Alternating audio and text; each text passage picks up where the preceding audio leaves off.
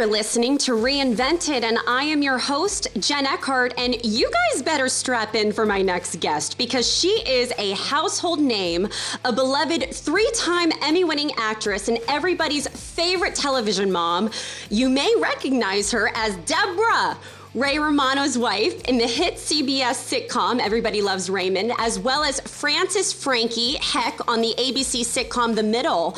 But you guys, she is so much more than that. She is a real-life mom, an author, a model, a comedian, a recovering alcoholic, and a humanitarian. Ugh. I cannot wait for all of my viewers and listeners to hear about her inspiring journey. Patricia Heaton, welcome to Reinvented. Thank you. I don't remember modeling except when I was a starving actress in New York and I modeled shoes for the shoe show for buyers. That's oh my gosh, that's so funny. Well, anyway, I guess your Wikipedia page says that you are a model, so you should get in touch with Wikipedia and tell them. But you're beautiful, you're stunning. Thank you.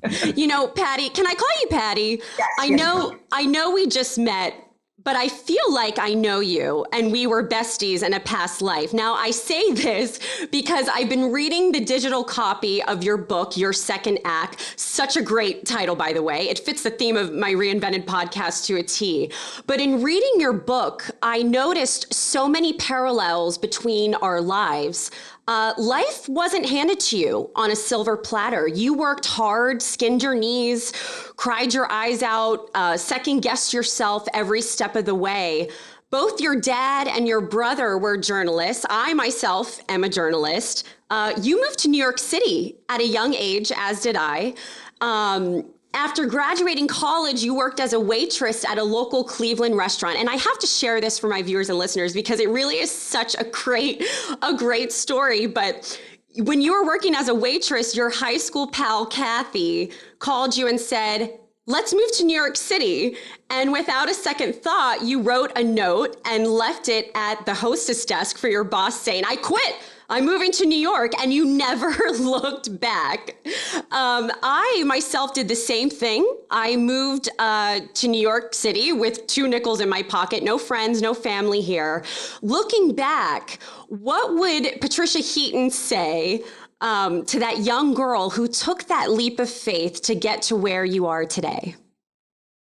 Gosh, when I think about that, and I think about my 4 sons, I don't know if I would just have said, okay, here's $500, which is what my dad gave me $800 and said, okay, here's $800. Good luck in New York. Didn't know where I was going to be living. I didn't know where Kathy had got the apartment, So it's interesting to look back on that and think about how our parenting is so different these days. But as far as what I would tell myself then, I don't know, I think you go girl, go get it, girl. Yeah. At that time I was in a very up and down emotional place in my life because my mother had died suddenly when I was 12, and this is in the 70s. So there wasn't a lot of, okay, you're going to go into therapy, you're going to have grief counseling, we're going to have there was none of that, right? You just kind of sucked it up and you move on. And so I still had that kind of informing my emotional state. So on the one hand, it was like, woohoo, New York, I found my tribe, I loved it. But there was still a lot of emotional ups and downs that I was dealing with. So it was a very tumultuous 9 years that I was there. And yet, I think the thing that always kept me going was this very strong desire to be an actress. And that's been in me since I was little. And it's a gift. I mean, it's kind of a curse and a gift at the same time because, you need that drive, that foundational drive to make it in the entertainment industry. Right. But the problem is that doesn't guarantee that you're going to make it. You can have that drive. Absolutely. And have it not work out the way you want. And so what do you do about that? How do you move away from that? That was a lot of my struggle, was Right. like, I was like, God, why would you create me this way and then have every door shut in my face? Like, I can't seem to move anywhere, but it was that drive that kept me going. And I think you really need to have that. And so I'm grateful for it, because it kept me going through those times where you just wanted to give up. But when I would look at the alternative, it's like, go back to Cleveland and work at that restaurant again. No, I mean, if I'm going to work at a restaurant, I'm going to do it in New York City. Right. No, that's so true. But another similar experience that you shared in your book is that everyone you had grown up with was like having babies and getting married and buying homes, basically like normal people living normal lives. And yeah. I'm very much not normal. I think we're very much one in the same. And I'm in that same space right now. All my friends are getting married and having babies. And, I didn't go to school for the MRS degree. I followed my passion like you did all the way to New York City. And I have to share this from your book if it's okay with you. But yeah. It was so powerful because I want people to really peel back the layers of Patricia Heaton and see, you didn't just become a 3-time Emmy Award winning actress overnight. I mean, you wrote, I was living with 2 roommates in an apartment in Hell's Kitchen, which is not far from where I am now, sleeping on an old crappy futon next to a dresser I had picked up at the Salvation Army. But not only did I not have a career in acting, I didn't have a career in anything. I was either hostessing at various restaurants, running the Xerox machine at People magazine, or proofreading in mergers and acquisitions at Morgan Stanley. I just have to know, looking back, how does it feel to look back at that struggle and to where you are today, where you're able to send the elevator back down to others who are maybe in that same space? You're fully embracing this new second act in life. How does that feel? Yeah.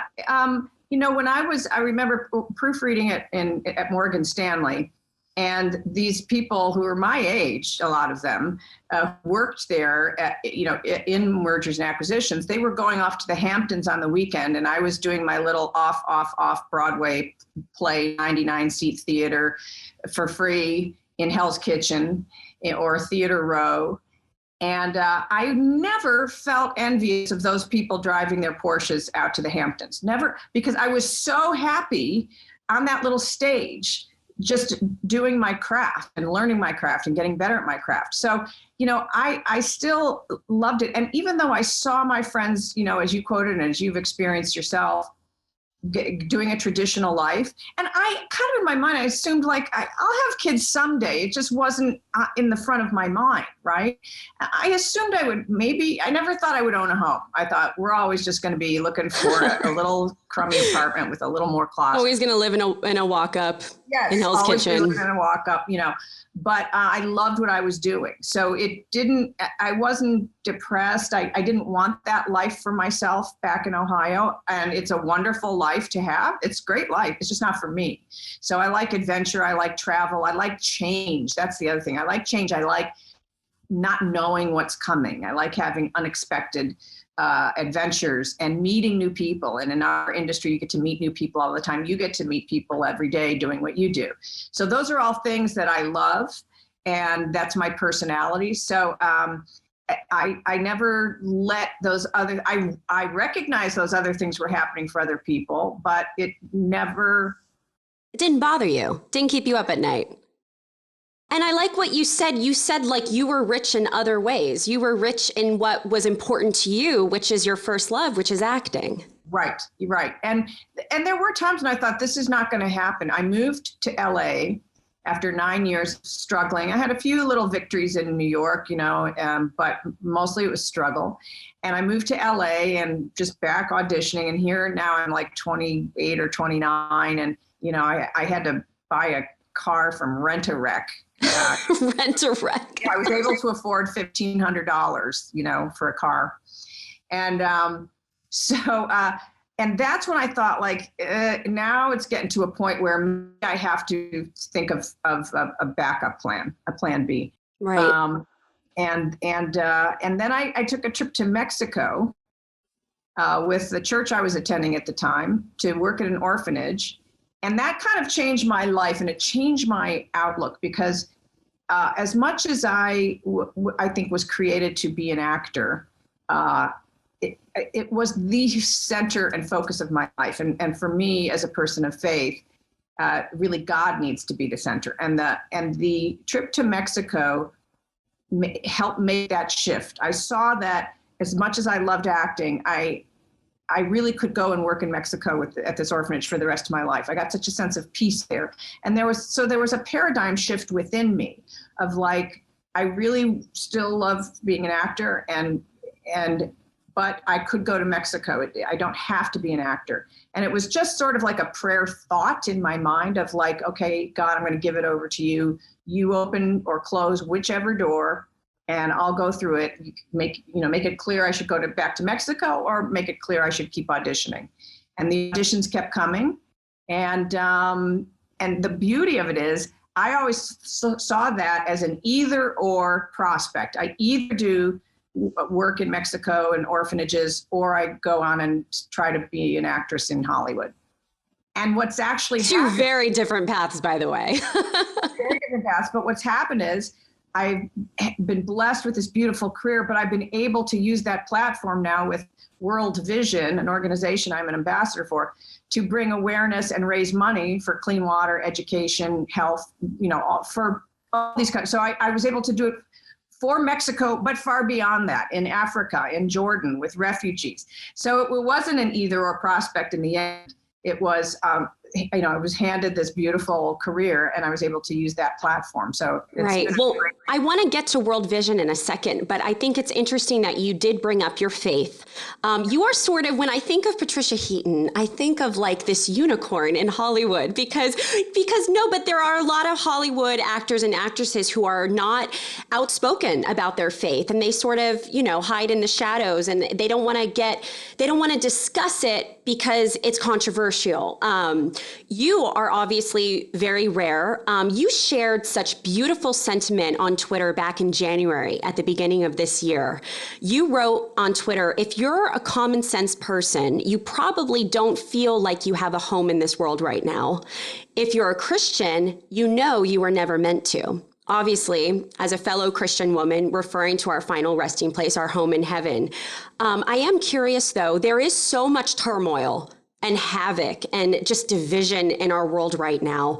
What advice would you give for people who are losing sight of simple Christian philosophy, when regularly confronted with the struggles of everyday life? Like, what would you say to somebody who is just in need of a little bit of hope this holiday season?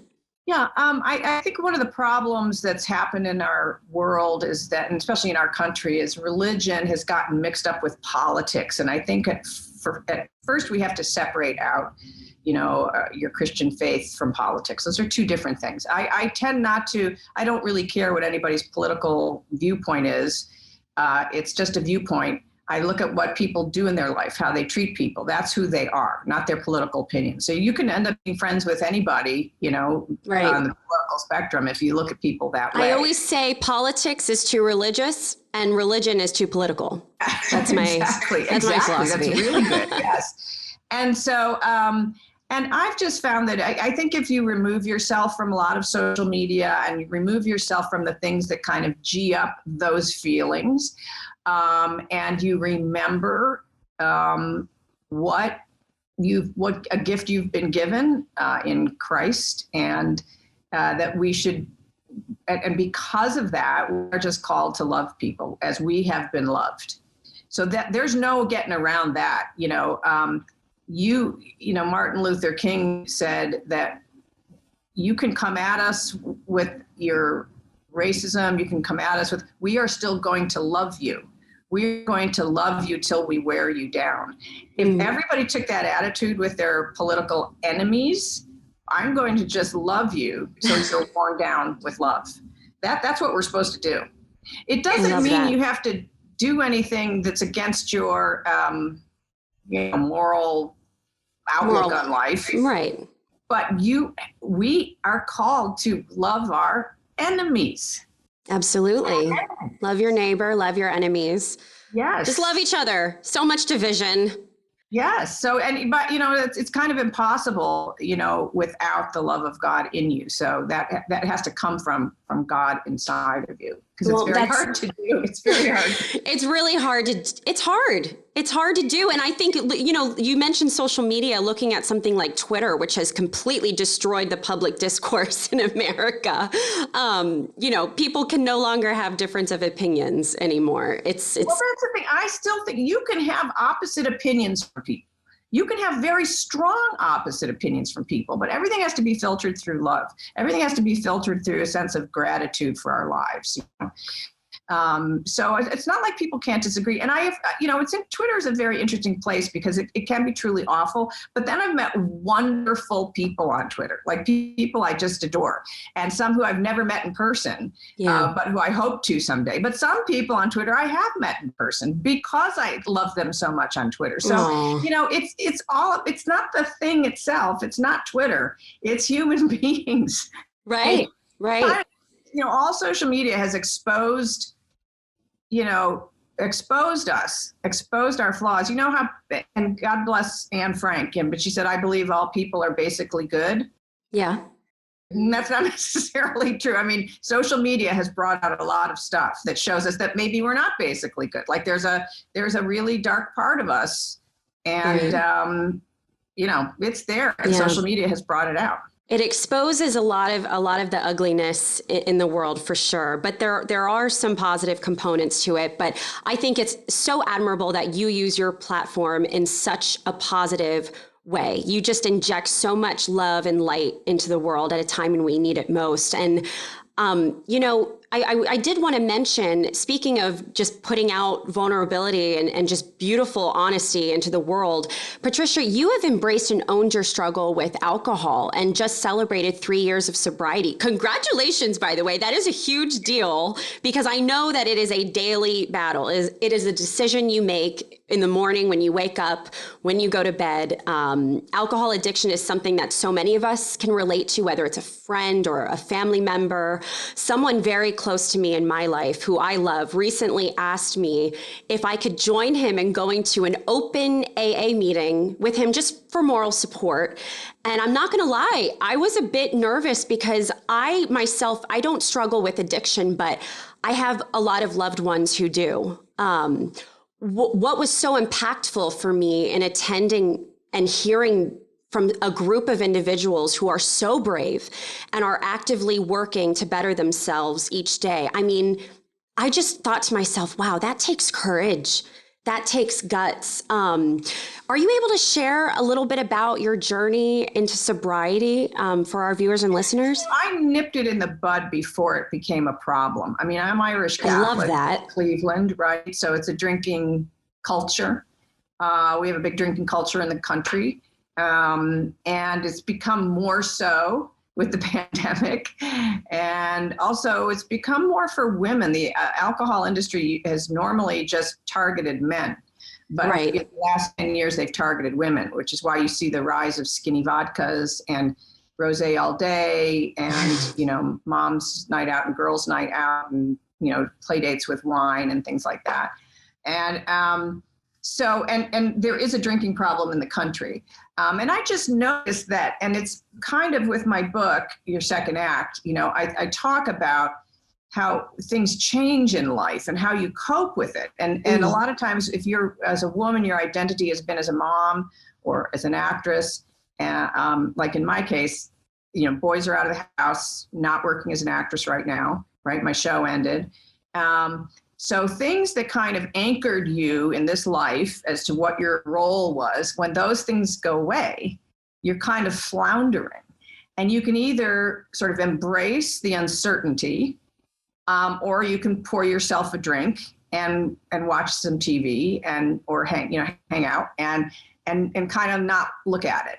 Right. And I found that kind of happening. One of the signs for me was I would start ordering cocktails at lunch. Well, I never, ever, ever used to drink at lunchtime.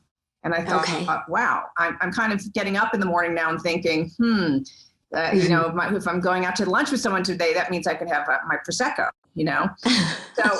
So I just noticed that also just, you know, at a certain point in age-wise, you don't process it as well. You need your sleep and it's disrupting your sleep. Your metabolism changes as a woman, slows down. So the alcohol quickly adds pounds, you know? And so there's not a lot of good things about it as you get older. And so I was able to, you know, stop. Peter Boyle who played Frank on Everybody Loves Raymond, my father-in-law, you know, he was a recovering alcoholic, and he once told me that the way he stopped, the way he resisted temptation, like when we would all go out after a taping, was to just think about that first drink and then think about taking the second and the third and where it would lead and how he would feel and what it would do to his life. And by the time he kind of walked through that, and I think people in AA have a name for that, I can't remember what it is, that process, then you've given yourself time to make the decision not to. Right. And that's been it stuck. He told me that like 30 years ago or something, and it's really stuck with me.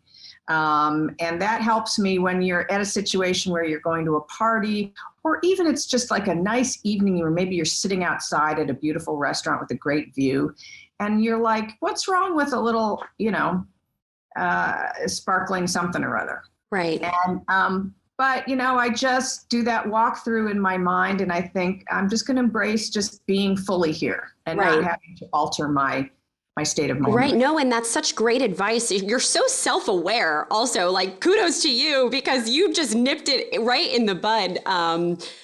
Right up, which is really difficult for people to do. But I think that's really sound advice for, okay, like I'm going to have one drink and then let me think about how I'm going to be acting and feeling after my fifth or sixth or seventh. But, you know, as part of your second act from your new home in Nashville, Tennessee, you're focused on helping others this holiday season sort of navigate, you know, the holidays without the booze, which I know I kind of laugh saying that because like a lot of people need booze to get through the holidays, dealing with their in-laws, dealing with, you know, it. And so I am curious. I know that you have Mocktail Mondays, which on your social media, which I think is so fantastic, by the way. You share all sorts of like fun recipes and different drinks, just fun, tasty cocktails for people who want to skip out on the alcohol component of it. I saw a funny meme the other day that said, be sure to bring up politics at Thanksgiving dinner. It's going to save you money on Christmas gifts. Follow me for more holiday tips.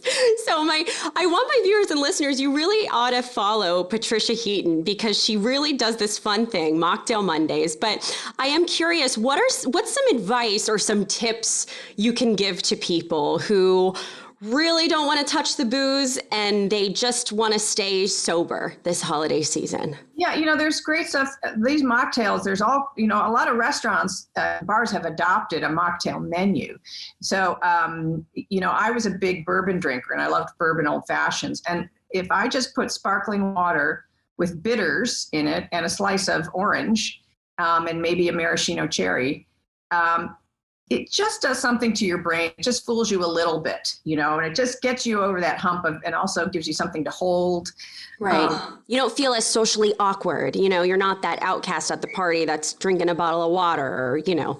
Yeah. And there's a company called Seedlip, and they have these little additions that you can throw into, you know, flavored like little tonics that you can put in your sparkling water. And it just makes it kind of a refreshing alternative to having alcohol there. And there's also non-alcohol beers that are pretty good. So there's ways to do it. And I once you just do it and you commit to that, it gets easier every time. It's like going to the gym. You just work that muscle. Right. You know, I realize even though I'm a social person, that there was always a little bit of not anxiety, but a kind of a heightened energy before I would go to a party or before I would go out. And I think part of the drinking was to kind of like tamp that down. You just feel like this sort of weird energy, kind of attention. And I think a lot of people have that. And I think that's also why we grab drinks and stuff. And I found that, you know, living on the planet where you actually feel your feelings is a great thing. That there, you talk about self-awareness. It's good to observe what's going on in you and think about where it's coming from and whether you need what you can do to change it if you're not happy with those feelings, Right. So I think we need to just continue to progress as human beings, especially as we get older. The first 3 words of your book are the 3 B's: bread, booze, and burrata. The minute I read that, I'm like, oh my gosh, she's a woman after my own heart. But then you were like, but I gave it all up. I'm like, what? How? But I am curious, are you able to pinpoint the moment you decided to give up drinking alcohol for good 3 years ago? Oh yeah, it was very clear to me. I had another one of these prayer thoughts. And I just said, Lord, I just feel like I'd like to stop. I think I'd like to stop.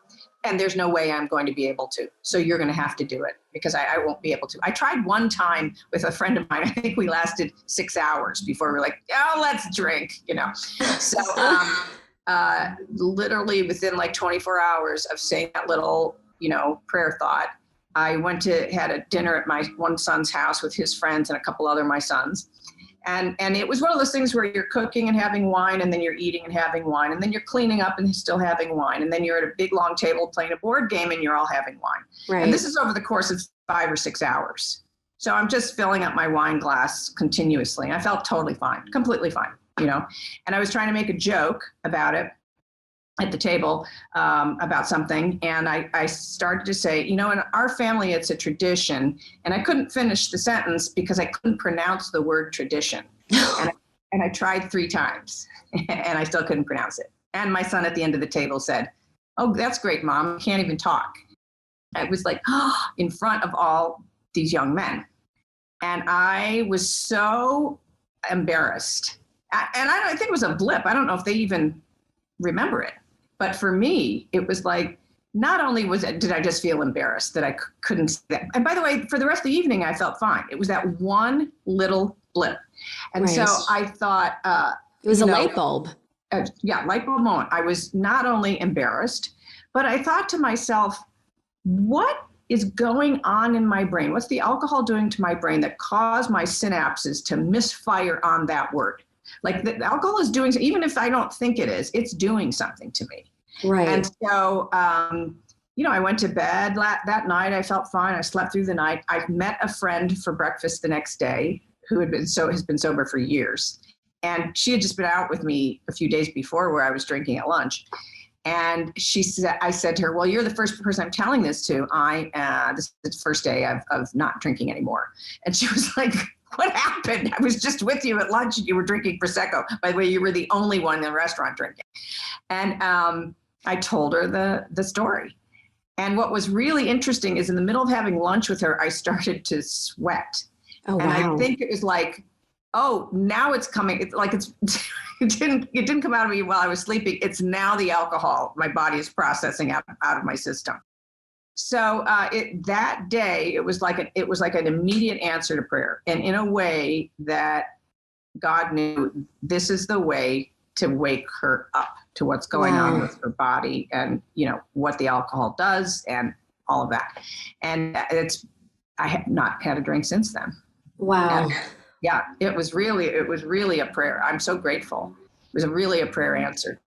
3 years sober, I just congratulate you. And I'm sure you have helped and guided so many people along the way, just in sharing your story, right? And being vulnerable. It's a difficult thing to have to say, this is an issue. I got it handled. I'm going to nip it in the bud. We're going to get back on track. And I just have so much admiration for you in owning that.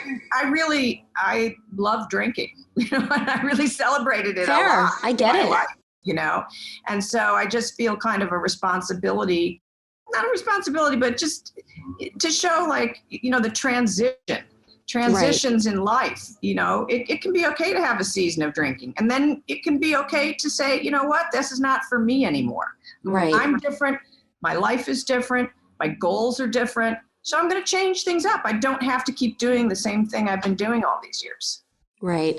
You know, one thing that I've noticed about this particular upcoming holiday season is that, and I'm sure maybe you feel the same way, but depression and anxiety feels like it's on the rise, like higher than ever before. You are very candid about something else in your book about your experience with depression. You said that you were deeply unhappy in college and you realized that the depression you were experiencing since losing your mother in the 7th grade wasn't so much due to her passing or the lack of counseling you had received for it, but it was also because you weren't pursuing your passion. I thought that was really interesting. Can you talk a little bit about that? Yeah. As I said, there was no kind of counseling back there in the 70s for kids like me. I mean, maybe there was, but we didn't access it if it was there. So that combined with this, of pursuing journalism, which I was good for me actually, because I can write pretty well because of that. But I also, just wasn't happy. And it was separate from my mom's dying. And I kind of knew that at some point I had to make a choice. And there was no one in my family. It's not that they weren't supportive. It's that we don't know anybody in the entertainment industry. So there was no way anybody could know should she pursue it? I don't know. What does it take to make it there? It was not like anybody's fault, but there was no one in my corner except for the occasional person who would give a little word of encouragement. So I just took, in the middle of my junior year, I trepidatiously called my dad and I said, I'm going to change into theater from journalism. And he was like, okay. And I didn't think there was going to be a big pushback, and there was none. Now I realized he probably didn't think I was actually going to pursue it. He thought I would probably just come home, work at the TV station. So it wasn't a big deal to him, because he didn't really think I would do it.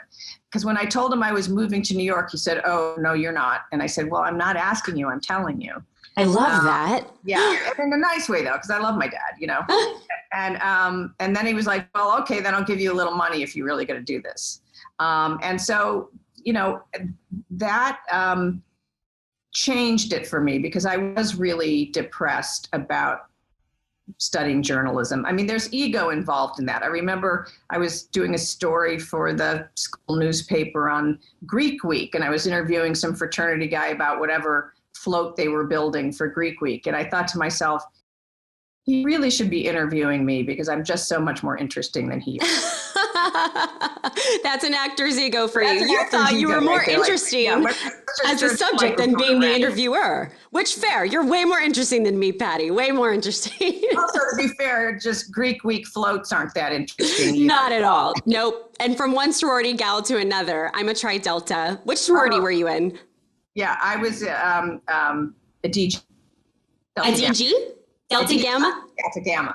Delta, you're an anchor. Hey, what do they say? Anchor, clanker? Okay. Yeah. That was a great chapter at the University of Florida, my alma mater, where I graduated and went to school. But I love what you said, how you said to your dad, I'm not asking you, I'm telling you. Like, that reminds me of another wonderful quote and if I could just read one more quote from your book, because it is that good. I'm really pimping it here. I want people to go out and buy it and read it, because it is really so powerful. Yes. There it is, your second act. But you said, I wonder how often people don't pursue their passion because they feel that they need to get permission from someone first. How often do we take the road of what's expected of us, even though it's a road we were never meant to travel in the first place?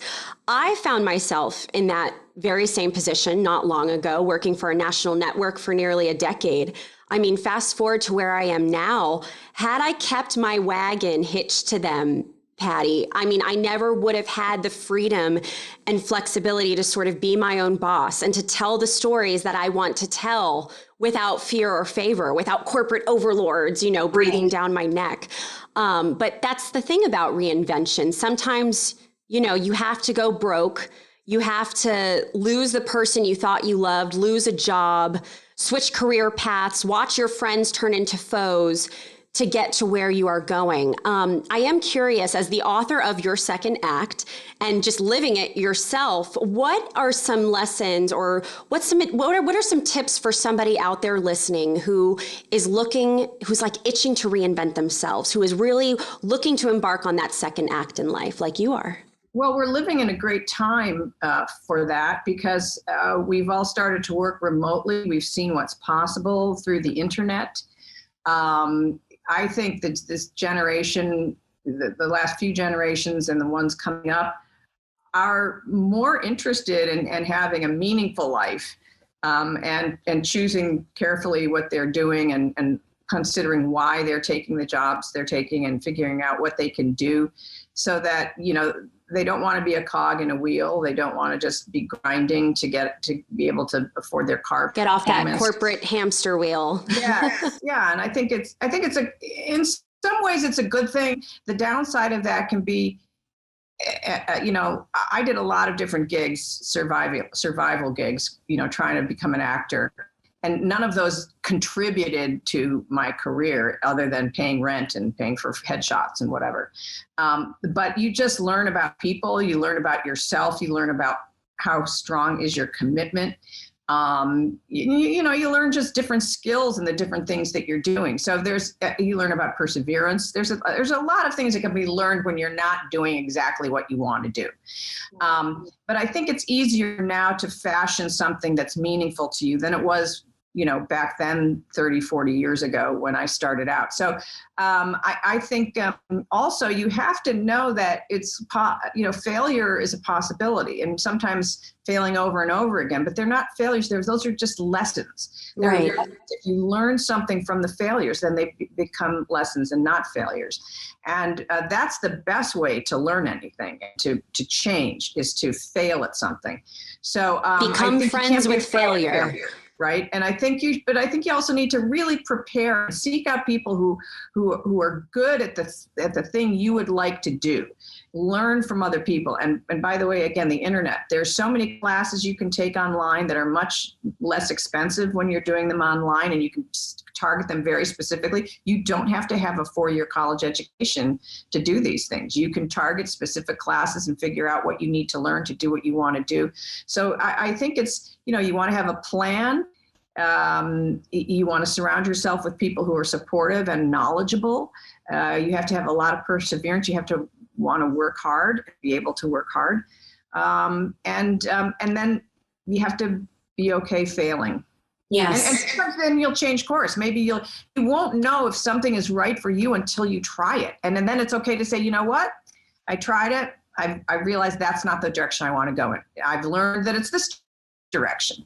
So it can all be, if you think of everything as a life lesson that you're just drawing from to learn about yourself and your place in the world, then there's no reason not to pursue those dreams. I think that's so wise. Become friends with failure. And if you have a dream, go for it, pursue it, just like you did. If it means getting that one-way plane ticket to New York City, do it, because your future self will thank you. And again, I think there is really so much power in just going for something. And I always say it's better to ask forgiveness than permission.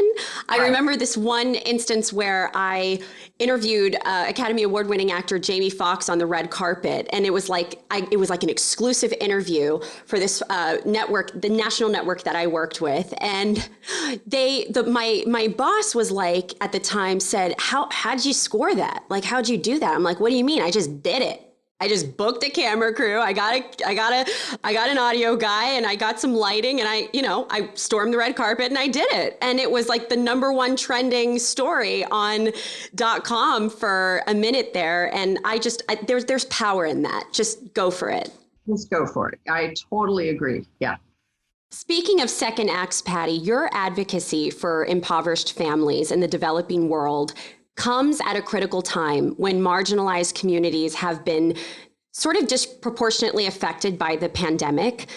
This Christmas, and I'm so excited to bring this out, you designed a scarf called Wrapped in Hope. Mm-hmm.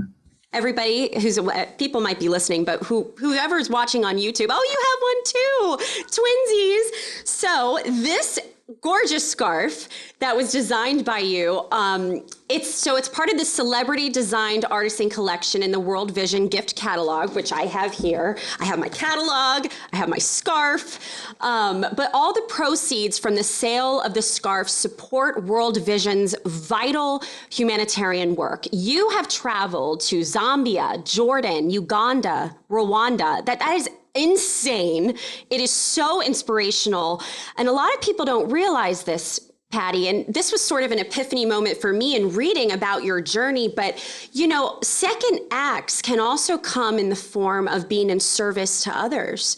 It doesn't have to be all about you, all about yourself, but in what you are doing for others. And that's why I'm so inspired by you, because I look at you doing all of this. How has participating as a celebrity ambassador for World Vision been your second act?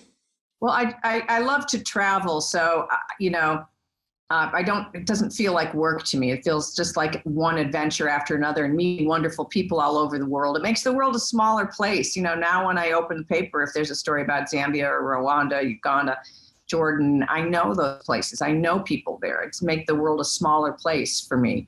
And it's made me appreciate what we have here. I think people don't understand. We take clean water, clean running water, electricity, education, food for granted. And when you've been able to travel and have that privilege, and it is a privilege, it really, you understand how much the rest of the world is struggling. I mean, we thought we struggled during a pandemic.